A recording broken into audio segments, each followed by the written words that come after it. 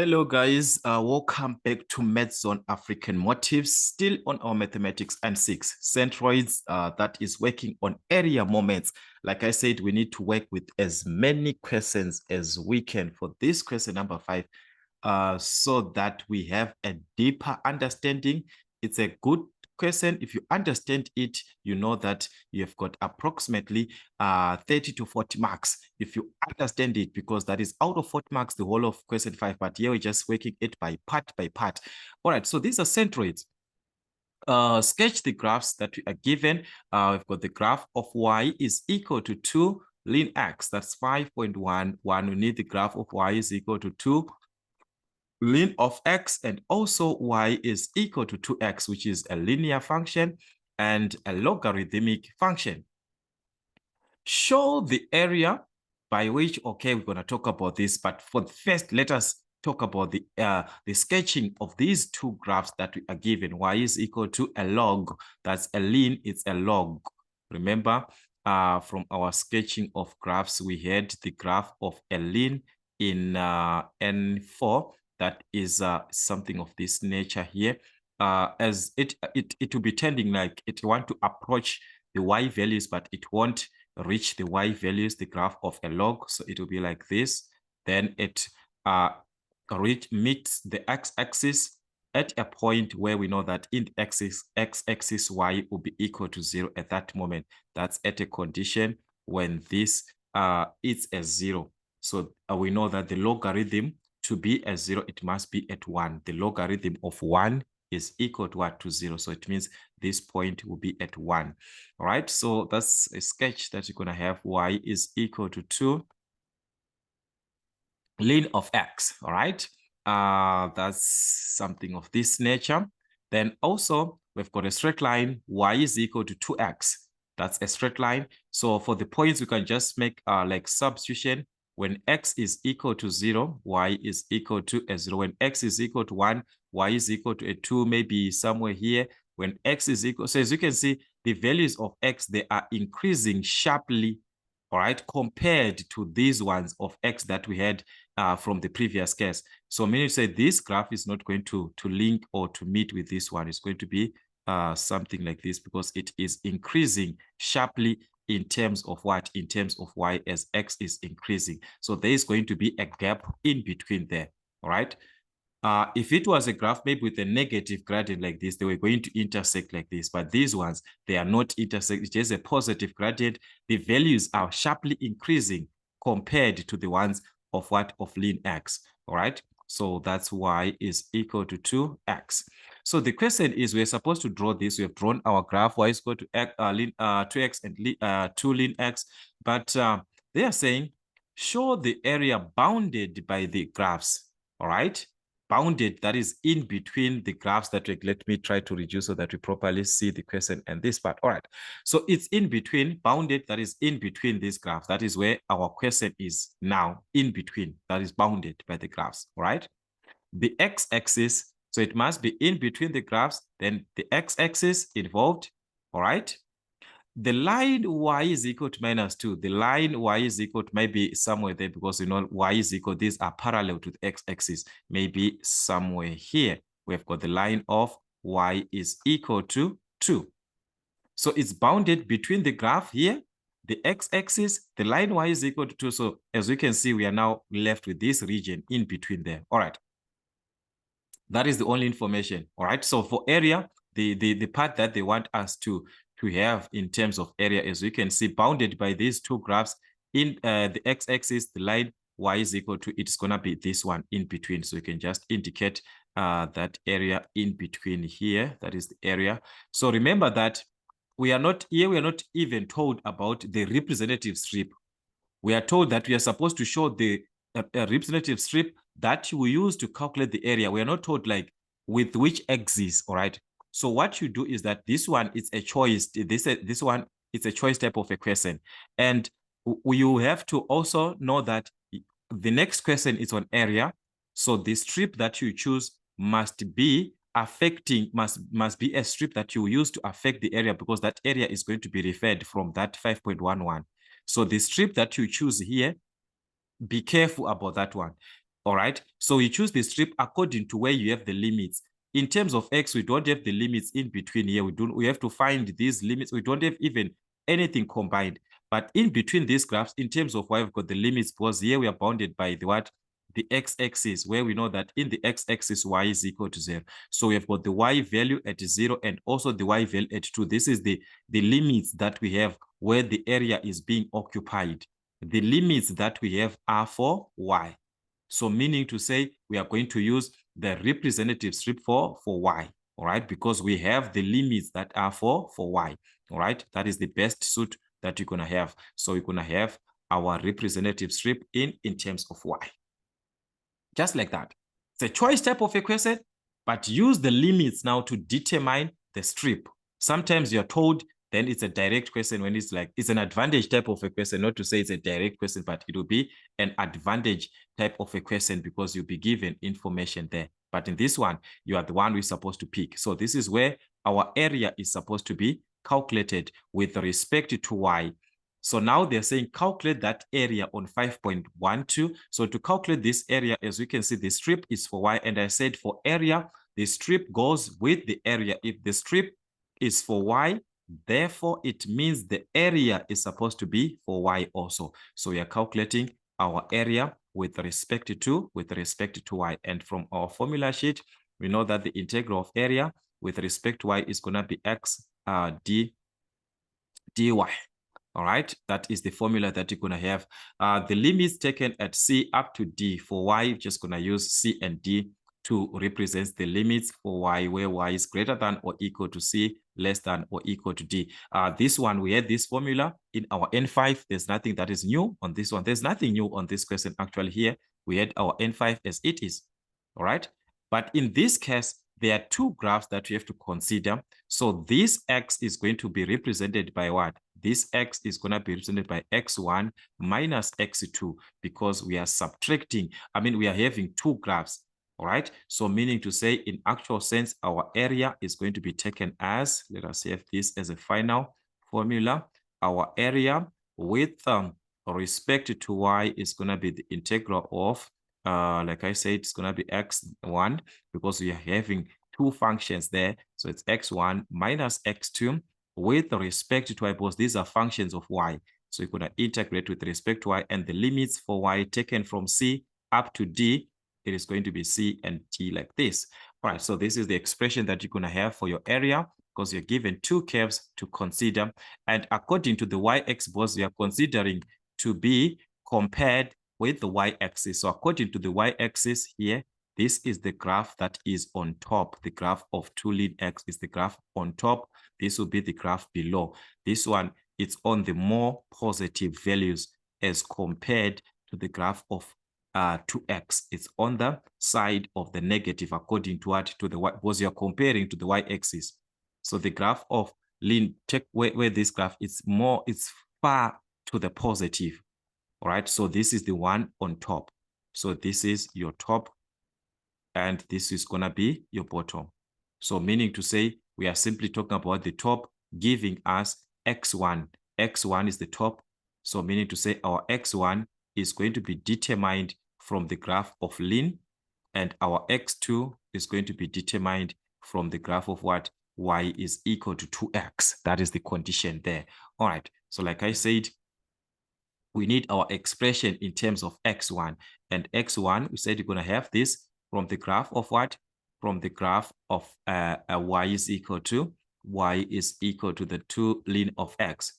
How can we make the X the subject? Remember, ln is a log where we can remove by raising to the exponent. But before that, we've got a number that is multiplying the ln. You can divide by these two both sides. So that means the ln of X is going to be Y over 2. Remember, ln is a logarithm in base of e. So it means X is going to be equal to e to the exponent of the answer that we have. So it is going to be e to the exponent of what? E to the exponent of, that will be e to the exponent of Y over 2. All right?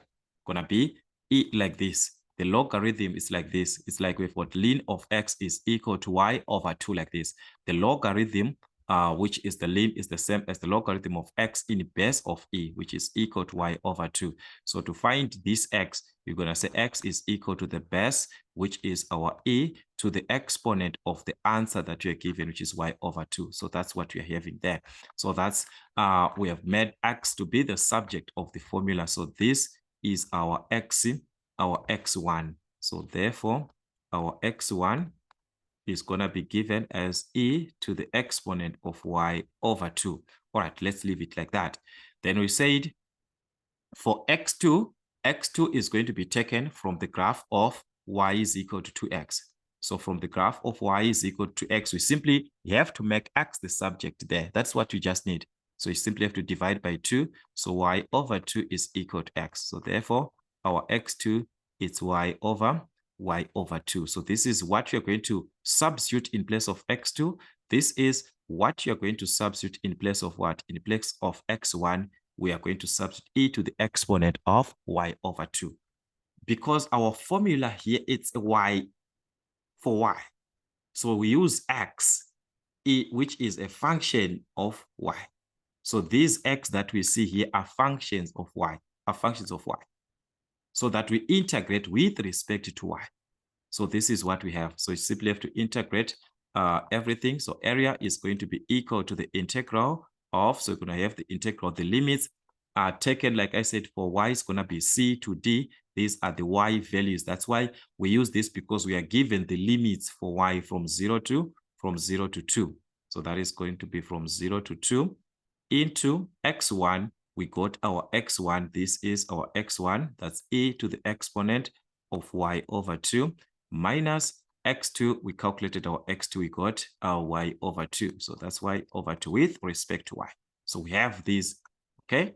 So what you just need now is to integrate so that you can be able to determine your area. It's already with respect to y, so everything is in terms of y, so you can be able to integrate. So what is the integral of e? Remember, the integral of an exponential, it's e to the exponent of that exponent over the derivative of y. So the derivative of y, this is half y. Y is same as half y. So the derivative of half y is going to be what? It's going to be a half. And if we divide 1 divided by a half, it's going to give us a 2. So that's 2 e to the exponent of y over 2. Then we do the same thing for our e in this case, all right? We do the same thing for y over 2.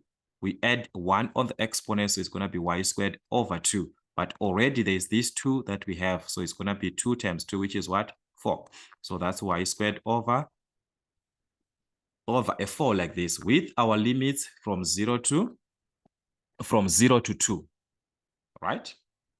So there we just have to substitute our values. We have got everything in this case. So we're just going to substitute what we are given as our limits, upper value minus the lower value. So that is the upper, which is 2 in this case. So the area with respect to y is going to be, in place of y, going to substitute a 2. So this will be what? If you substitute a 2 in this case, that's 2 e to the exponent of 2 over 2, that's a 1, minus 2 squared, that's a 4. 4 over 4, that's a 1. So this one is going to give us a 1.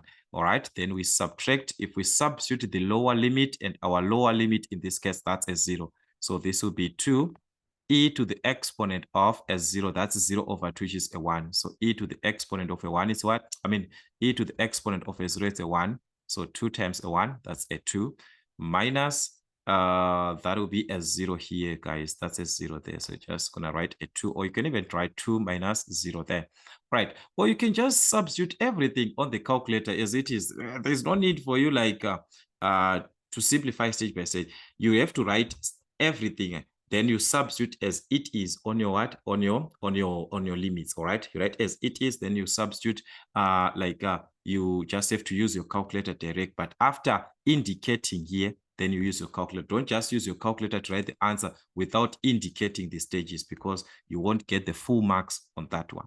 All right. So after substituting everything, we are going to obtain something like 2,437 square units. This is area. So our area is measured in square units. All right. So meaning to say, we are going to have our area in square units like that. So that was our area with respect to y. All right, just like that. Just like that. All right, let us check what is happening on the next question. So 5.13, that is now to calculate the area moment. So take note, we now need the area moment about the y-axis, the area moment about the y-axis. So this one, it's a condition that we are already given. So it's an advantage type of a question. We are already told the area moment about the y-axis, all right? As well as the x coordinate. Okay, we shall talk about that. But this is taken from the area that was described in what? In question 5.11. So I said that for the area moment, the formula is given, and it's a single formula that you need for x and for y. Is the same formula that you're given in your formula sheet, which is the integral of r dA, then the limits taken as a and b. This formula of r dA, it is the same that you use for the area moment for x. But it differs to say, what is this dA representing? What is this R representing? Especially on this R, because we are talking about the distance that is from what? The distance that we are considering from the y-axis. So if we are considering the distance from the y-axis, it means our R in this case is going to, remember, at the center we've got X and what? And Y. This is the point that we have. So this R here is the distance that we are having from the y-axis. The distance from the y-axis is represented by what? By x bar. So if our R is represented by x bar, which is the x coordinate, what is the expression of this from the condition? Like I said, it's a conditional type of equation, just like moments in science. If you take about the centroid that you have on a rectangle, the centroid of a triangle, each has got its own condition.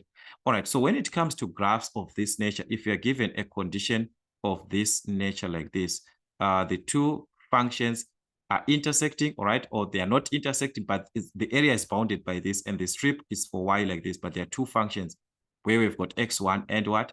And x2. This is your strip for y. The centroid is going to be taken, which is like the center, that the centroid is the center there. It is going to be taken at a condition of x bar y, by where x is given as x1 plus x2 over 2, and the y value is just y at that moment like this. So meaning to say, wherever we are talking about the x value, we are talking about what? X1 plus x2 over 2. It's a normal function, it does not apply for a trigonometric. We shall have a question for a trigonometric. The R there is another formula that you're going to use, all right? Then if it was a condition that your function was this way, that it's bounded in this manner, the strip is for x like this. In this case, the centroid was going to be taken as x, that is going to be y1 plus y2 over 2. So as you can see, the formulas, they are different. The condition of here, they're different conditions. You have to know each condition of your centroid. So in this case, our R represents x value, which is the distance from what? From the y, from this y-axis. So the distance from the y-axis from our center point, like we indicated, it's x. So our R is equal to the x coordinate, and our x coordinate of this nature must be taken as what? As x1 plus x2 over 2. All right. If it was like this, and we need the x coordinate was going to be taken as x. All right. So the condition, they differ, and you need to know each condition. So question 5, please do revise almost like every question that you have, so that at least you have got a deeper revision and a deeper understanding of what you are doing. So this is what you're going to do. You are simply substituting in this case. So our area moment about y is going to be given as the integral, our limits a to b. So we said R represents the distance from the y, which is the x value, and the x value is taken as what? As x1 plus x2 over 2 like this. Okay. So we have taken our R in this case. What about this dA? What is it representing? This is our area expression before the integration happened. What was your area expression dA? All right. When we are integrating, we are now obtaining area here. The expression was, it's a continuation. Here we are now integrating, we are now obtaining the area, but before the integration, there was a dA, which was the expression for for area before, which is x1 minus x2 dy. So that is the one that we take it from the question that you calculated before. It's not like a fixed formula, this one. You use from the question that you have answered. So this is your dA, this one. The the area expression from this integral x1 minus x2, all right? You take what is inside x1 minus x2. So that expression as it is. So meaning to say our area expression was taken as what? From the original question, it was taken as x1 minus x2 dy. All right, is that so? We have got a dy there, exactly. Then also our limits here, guys, is going to be from C to D, as we have stated before. The limits here are for what? For Y in terms of our area are for Y. So we're going to use C and D as previously given. So I'm just going to use C to D, C to D. All right, you can use A and B as long as you understand what that A represents. What does B represent? These are the limits for Y. As long as you understand these are limits for Y, it does not affect, all right? It does not affect. So this is the formula that you have formulated from where? From the area expression and from the presentation of your R. With this formula, now you can simplify further, guys. You can calculate whatever that you want. So you can take the 1/2 out because this is a fraction. So you're going to take 1/2 out of the integral. We remain with what? We remain with x1 plus x2. This is what we are supposed to remain with, x1 plus x2 into x1 minus x2. But what is it that we are talking about? This is a difference of 2 squares, which was simply taken from where? From x1 squared minus x2 squared. So that's a difference of 2 squares that we are having there. So what does it mean? It means we have to square the y1 that we had, the x1 that we had before, the x2 that we had, because this is what we had. Remember from our formula here, it was x1, which gave us this. It was x2, which gave us this. From our formula, x1 minus x2, but now it's being squared. It's not like you're going to see this formula as it is on another question. Guys, you will see another formula. This is the one that you need to know by heart, of which you are given it on your formula sheet. And the substitution of your R, the substitution of your dA from the area expression, and this R from the condition of what? The centroid, like the distance from this R is the distance from the y-axis. Distance from the y-axis in terms of x. How is it going to be written? In terms of what? In terms of x. That's it. Therefore, we've expanded. Now we've got our difference of 2 squares that we are supposed to simplify. In fact, that we simplified from here. But what is x1? That is the most important part. What is representing what? What is representing x1? So it's going to be half the integral. Remember, I've got our limits here. The moment we substitute x1, we are now substituting also our limits. That's from 0 to 2. So our x1 squared, it means this is our x1. Remember, our x1 was e to the exponent of y over 2 like this. Then we have to square this. So if we square, what happens? Remember, exponent multiplies exponent. So it's e to the exponent of y over 2 times a 2 like this. So this and this will cancel. You get what? We get e to the exponent of y. So this was going to give us e to the exponent of y minus x2 squared. This is our x2 there from our x2 formula. That is our x2, which is what? Y over 2. But there we need x2 squared. So we are going to square this y over 2. We are going to square everything. So that's y squared, which is y squared over 2 squared. If we square a 2, it's going to give us a 4. So this is what you're going to have with respect to y. So that's it. So don't be afraid. You see, after that, you see, we are working with the simple terms. So don't be afraid of once you know the formula, guys, we are done. All this simplification is straightforward simplification. What is the integral of e? Remember, the integral of e, it's if it is like this, it just remains as it is, but it was supposed to be a to the exponent of y over the derivative of y, which is 1. So this one simply remains as e to the exponent of y. All right. Then we've got y squared over 4. So y squared was supposed to give us y to the exponent of 3. We add 1 on our exponent. So that's y to the exponent of what? Of 3 over 3 times already there's a 4 in the denominator there. So if you multiply 3 by 4, that was going to be what? A 12. So that's y cubed over a 12. So that's, we have integrated this and we can use our limits so long.